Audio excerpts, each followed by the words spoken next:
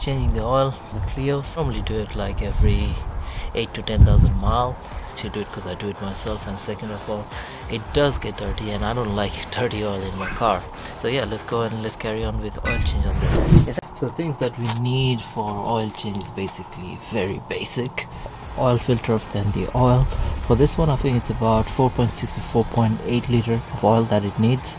Then I got this special drain plug for this car, normally a socket that you can use, but typical French cars. This is optional for this car. You also need an oil filter remover in case you can't take the filter off using hand. Using jack and jack stand, lift up the car and remove the plastic trim. To remove it, it's basically few screws and nuts like this, then you'll be able to access the oil sump. Last oil change I've actually done it myself, so I've not really made it crazy tight, so I can literally use my hand, which you can see here, and I can just take it off. In case in your car, if you can't use your hand to remove the oil filter, then use the oil filter removal tool to remove the oil filter from the housing. So I left a bucket underneath. There will be a bit of spillage. The remaining of the oil will go right into the bucket.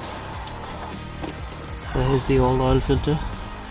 This is a good practice before installing the new oil filter, is to put a bit of oil inside the new oil filter and also lubricate the rubber gasket on the oil filter.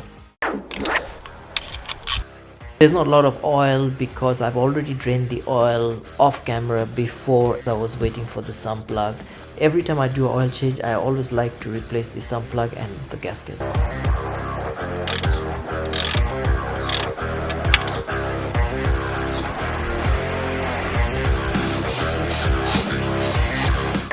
So this is 9,000 mile and look at how black this is.